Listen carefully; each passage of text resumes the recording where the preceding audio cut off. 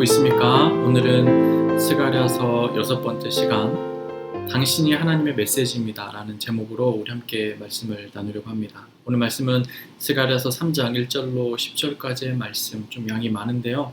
이 말씀을 가지고 우리 말씀을 한번 생각해 보고 싶습니다.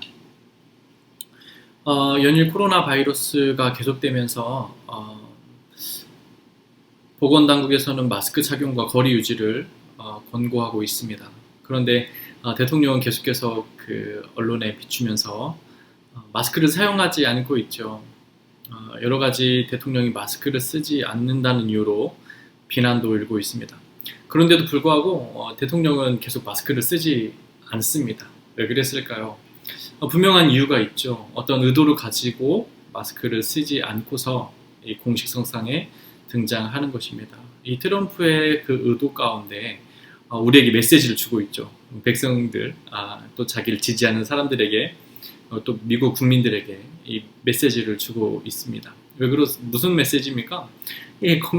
이 안전하다.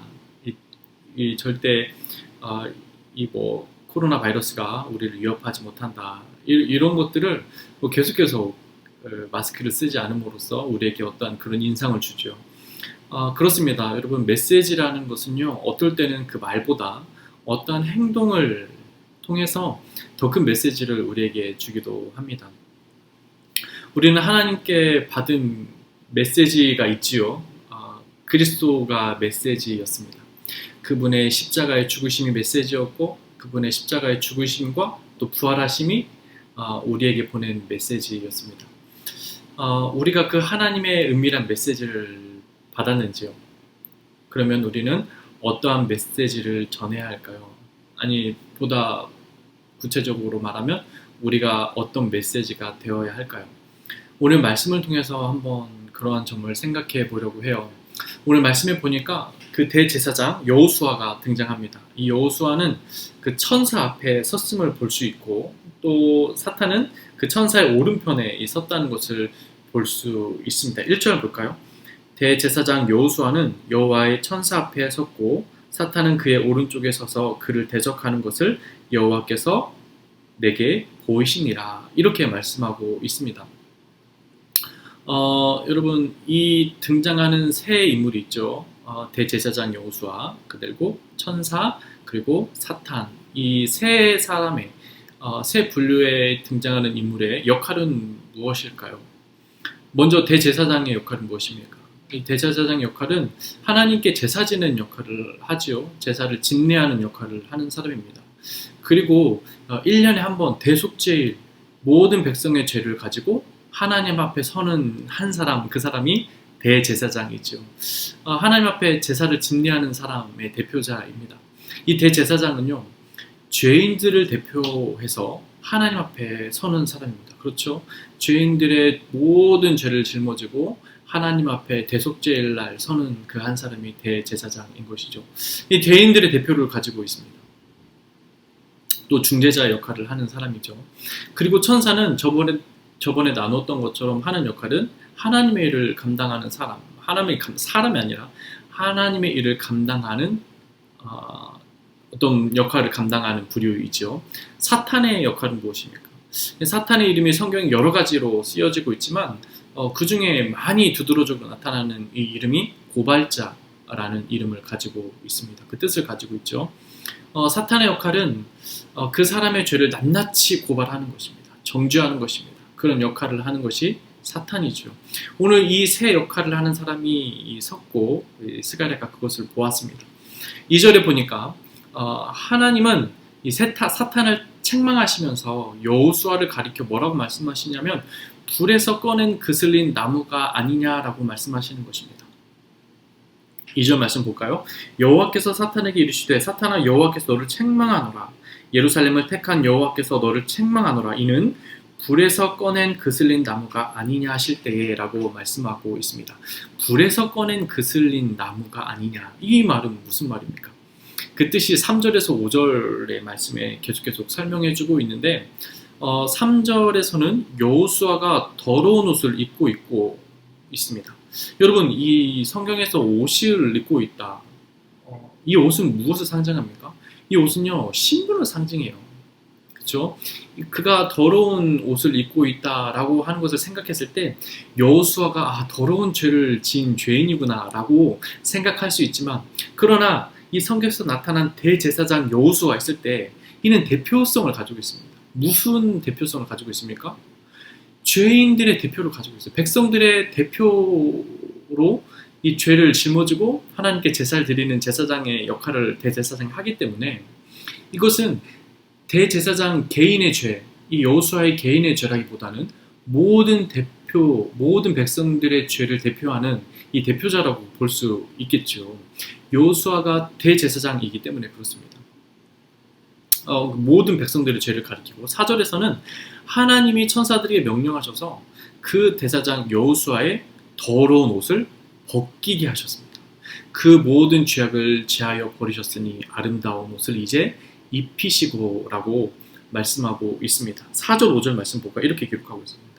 여호와께서 자기 앞에 선 자들에게 명령하사 그 더러운 옷을 벗기라 하시고, 또 여호수아에게 이르시되 내가 내 죄악을 제하여 버렸으니 네가 내게 아름다운 옷을 입히리라 하시기로, 내가 말하되 정결한 관을 그 머리에 씌우소서 하매 곧 정결한 관을 그 머리에 씌우며 옷을 입히시고 여호와의 천사는 곁에 섰더라 라고 말씀하고 있습니다. 그러니까 무슨 말인지 2절에서 그가 불에서 꺼낸 그슬린 나무인 줄 여러분 좀 이해하시겠습니까? 본래 그는 죄인이란 말이에요. 멸망 가운데, 이 불 가운데, 불목 가운데 마땅히 태워져야 할, 심판받아야 할 사람이었어요. 그 백성들이었어요. 그러나 그 주인의 손에 붙들림 바 되어서 꺼내어져서 그가 그슬린 나무가 되었다라는 표현을 쓰고 있는 것입니다. 다시 말해서 하나님은 사탄에게 뭐라고 말씀하셨냐면 이런 말씀을 의도로 가지고 말씀하신 거예요. 네가 고발하는 그 사람, 내가 나의 선한 뜻대로 선택한 사람이야.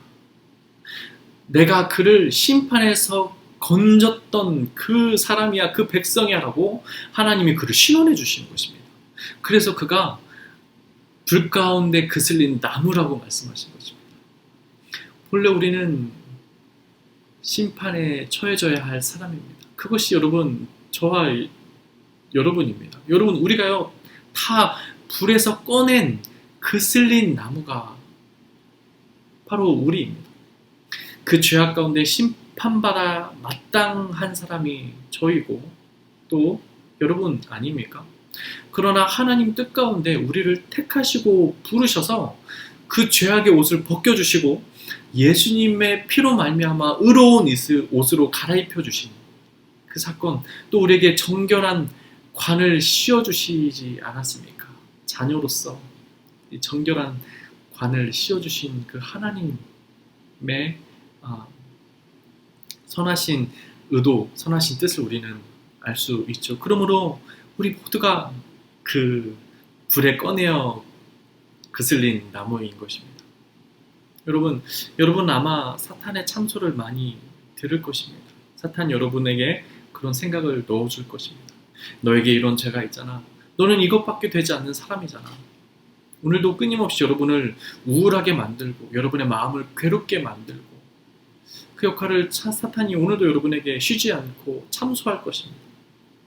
그러나 여러분, 그런 마음이 우리 안에 들 때, 자꾸 그런 연약한 생각이 우리 안에 들 때에 구하울 앞에 서서 한번 여러분 선포하듯이 이야기해 보십시오. 그래, 그런 불에 던져져야 할 사람이 바로 나다. 그런데 그런 나를 꺼내주신 분이 하나님입니다. 그분의 분명한 뜻과 목적에 의해서 내가 선택받았고 하나님이 그런 나를 불 가운데서 꺼내어 주셨다라고 선포하실 수 있습니다. 우리가 예수 그리스도 그 십자가의 능력 안에 있을 때에 사탄은 우리를 참소할 수 없습니다. 하나님의 놀라운 은혜로 하나님의 손에 붙들린 그 그슬린 나무의 역할에 대해서 계속해서 우리에게 말씀하고 있는데요. 특별히 8절의 말씀을 여러분과 함께 나눠보고 싶어요. 8절, 대제사장 여호수아야, 너와 내 앞에 앉은 내 동료들은 내 말을 들을 것이니라. 이들은 예표의 사람들이라. 내가 내 종 싹을 나게 하리라 라고 말씀하고 있습니다. 저는 특별히 이 말씀을 묵상할 때 8절의 말씀에 참 많은 은혜를 받았습니다. 이 예표의 사람들이라는 단어가 참 좋았는데요. 예표라는 단어는 이 모페트라는 단어를 사용하고 있는데, 이것은 초자연적인 어떤 이적 또는 표적이란 뜻도 있지만, 여기서는요 어떻게 쓰여졌냐면 장차 있을 일에 대한 사인이라는 뜻을 가지고 사용되었습니다. 이 의미는 무엇입니까? 아직 일어나지 않았지만 장차 일어날 어떠한 예표, 어떠한 사인, 이런 뜻. 이 뜻은요, 이 예표의 사람들은 보이지 않는 하나님의 나라에 아직 완성되지 않는 그 하나님의 나라를 믿음으로 바라보고 진짜 있는 것처럼 살아가는 사람들이 바로 이 예표의 사람들입니다. 아직 이루어지지 않았습니다. 아직 완성되지 않았습니다. 그러나 그것이 실제로 있는 것처럼 믿음으로 바라보고 살아가는 사람들이 이 예표의 사람들이라는 것입니다. 이 예표의 사람들은 모두가 다 한 가지 공통점이 있는데, 어떤 공통점이 있죠? 다 불에서 꺼낸 그슬린 나무와 같은 사람들입니다. 그런데 하나님은 그 불 가운데서 건짐받은 그슬린 나무 같은 그 사람, 그 예표, 믿음으로 바라보고 그것이 실제인 것처럼 살아가는 사람, 하나님은 그 사람을 가리켜 오늘 뭐라고 말씀하시냐면 내 종 싹을 나게 하신다라고 말씀하십니다. 여러분, 그 소망 없잖아요. 그 불에 던짐받은 그 소망 없는 그 나무를 꺼내어서 하나님 그 사람을 그 안에서 싹이 나게 하는, 어떤 소망을 보게 하는 하나님의 소망, 그것을 나게 하신다는 것입니다. 여러분, 우리가 우리 스스로 보기엔 진짜 별말 아닌 것 같이 진짜 그슬린 나무처럼, 아무런 소망이 없는 사람처럼, 마른 막대기처럼 보여지지만 하나님 우리에게 뭐라고 말씀하시냐면 그 안에서 싹을 내시는 하나님이라는 거예요. 여러분, 우리 모두가 그런 하나님의 소망 가운데 뜻에 따라 부름받았습니다. 정말 소망 없는 사람이 우리인데, 그런 불에 그슬린 사람이 우리인데 뭐라고요? 내 종 싹을 나게 하리라 라고 우리에게 말씀하고 있는 것입니다. 여러분, 우리가 그런 하나님의 메시지입니다. 영원한 하나님의 나라를 보고 그 나라를 위해서 믿음으로 사는 사람들입니다. 여러분, 그 나라를 우리의 삶으로 보여주고 나타나게 하는 자들입니다. 우리를 하나님이 그렇게 부르셨습니다. 여러분, 세상에 얼마나 많은 기독교 안티가 있습니까? 유독 세상은 이 기독교인들을 싫어하는 것 같아요. 많은 종교들도 있는데 유독 기독교가 핍박을 많이 받고 있는 것을 우리 온라인을 통해서도 보게 됩니다. 한국에서 코로나가 일파만파 확장되면서 이 교회가 질타를 많이 받았잖아요. 이 신천지와 함께 많은 이 예수 믿지 않는 사람들은요, 신천지가 또 교회인 줄 알아요. 그래서 많은 교회가 질타를 받았는데,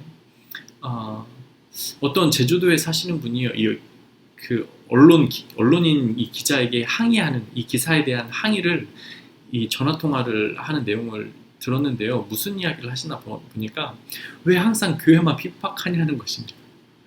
세상에 코로나가 이렇게 퍼져나가도 사람들은 찜질방도 다니고 목욕탕도 사람들 모이고 술집, 클럽, 이 클럽이 최근에 이태원 와서 이슈가 되었지만 그 전 이야기입니다.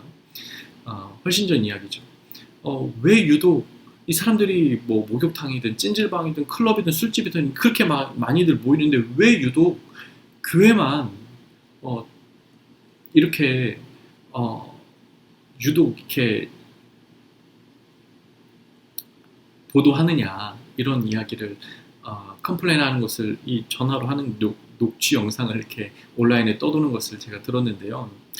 정말 이분이 뭐라고 얘기하냐면 정말 많은 교회들이 이 일에 대해서 가슴 아파하고 있고 정말 많은 교회들이 나라의 정책에 순응하고 따르고 이렇게 지내고 있는데 왜 유독 교회만 이렇게 비판을 받아야 하느냐고 항의하는 내용을 들었습니다. 그렇습니다. 뭐 신천지와 교회와 엮어서 그렇게 보도할 수 있겠지만, 하지만 사실 많은 부분 세상의 질타를 교회가 받고 있는 것이 사실입니다. 왜 이렇게 세상은 교회를 싫어할까요? 그것을 뒤집어 보면요, 세상이 우리에게 원하는, 우리에게 말하는, 우리가 말하고 있는 그 복음, 우리가 말하고 있는 그 하나님의 나라, 그것을 우리가 세상에 어쩌면 보여주지 못했기 때문은 아닌가 하는 생각도 듭니다. 그렇기 때문에 하나님은 우리가 메시지라고 말씀하시는 것입니다. 예표의 사람들. 우리가 어떻게 메시지가 될까? 우리가 어떻게 하나님의 메시지가 될 수 있을까? 그것은 하나님의 말씀에 순종하는 삶입니다. 그 작은 것 하나, 그 하나님의 말씀을 순종하며 사는 것입니다. 7절의 말씀을 보십시오.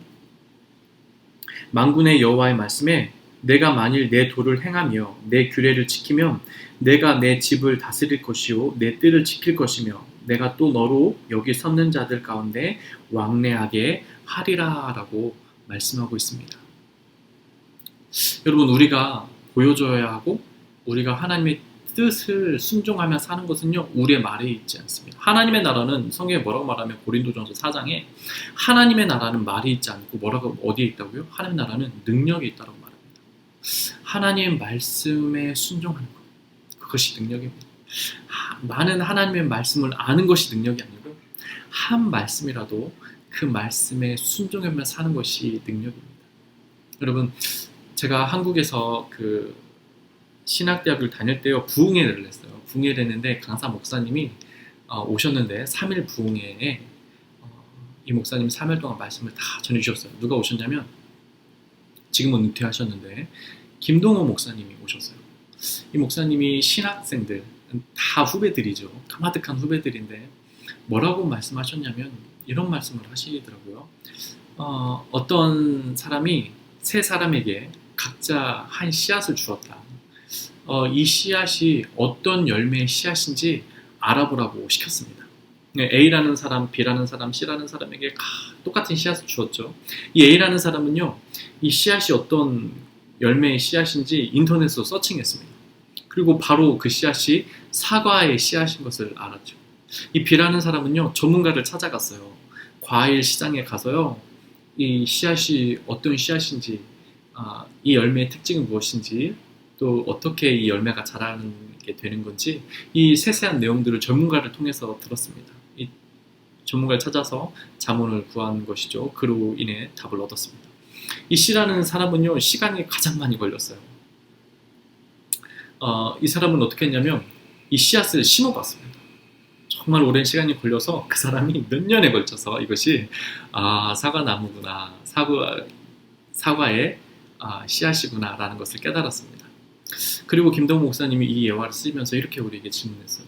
여러분, 이 A, B, C라는 사람 중에 요즘 시대에 적합한 사람은 누구입니까? 라고 질문하지 않았어요. 그러면 당연히 A라는 사람이 요즘 시대에 적합한 사람일 것이에요. 그런데 이 목사님이 까마득한 후배인 저희들에게 이렇게 질문하셨어요. A라는 사람, B라는 사람, C라는 사람이 있는데 어떤 사람의 말에 능력이 있겠습니까? 그렇게 질문하셨어요. 여러분, A라는 사람, B라는 사람, C라는 사람이 있는데 어떤 사람이 그 씨앗에 대해서 힘있게 설명할 수 있을까요? 심어본 사람이에요. 여러분, 하나의 말씀 많이 하는 거 좋지만 중요하지만 능력은 아니에요. 하나님의 말씀의 능력은요, 그 말씀 한 말씀이라도 순종하는 사람이에요. 여러분, 우리가 이 땅에 하나님 나라의 메시지랍니다. 예표의 사람들. 그 하나님의 말씀 한 말씀이라도 순종하며 그분의 공의와 그분의 도를 지키는 저와 여러분이 되기를 소망합니다. 우리 함께 기도할까요? 기도하겠습니다. 하나님, 그렇습니다. 우리가 예표의 사람들입니다. 하나님, 우리가 예수 그리스도의 복음을 알고 그분의 부활을 비밀을 알고 있는 사람들입니다. 그러니 하나님, 우리가 그 불로부터 심판으로부터 건진받은 그을린 나무인 사람입니다. 또한 우리는 예표의 사람들입니다. 도래할 하나님의 나라를 바라보고 하나님의 말씀에 순종하며 살아가는 하나님의 사람들입니다. 하나님, 우리가 이 시대 속에서 하나님의 영원한 나라를 바라보고 담대하고 그것으로 인해 기뻐하고 그것으로 인해서 우리의 사명을 발견하고 나아가는 예표의 사람들로 그슬린 나무의 사람들로 하루하루를 살아갈 수 있는 용기와 은혜와 담력을 허락하여 주시옵소서. 우리를 통하여서 많은 사람들이 그리스도를 볼 수 있기를 소망합니다. 우리 삶 가운데 그렇게 일하시고 행하실 예수 그리스도를 의지하고 우리 삶을 주님께 또 의탁드리며 예수 그리스도의 이름으로 기도합니다.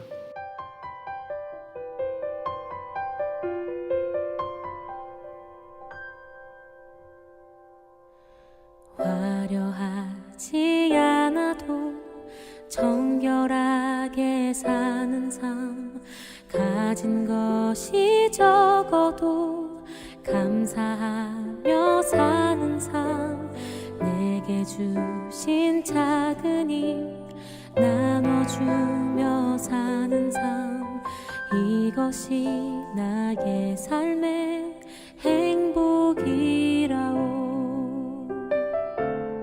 이것이 행복이라오. 세상은 알 수 없는 하나님 선물, 이것이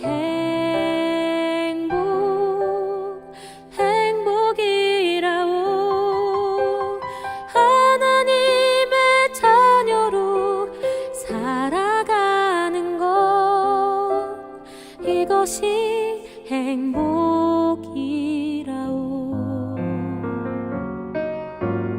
눈물 날 일 많지만 기도할 수 있는 것, 억울한 일 많으나 주를 위해 참는 것, 비록 짧은 작은 삶 주 뜻대로 사는 것, 이것이 나의 삶의 행복이라오. 이것이 행복이라오. 세상은 알 수 없는 하나님 선물, 이것이 행복이라오. 하나님의 자녀로 살아가는 것, 이것이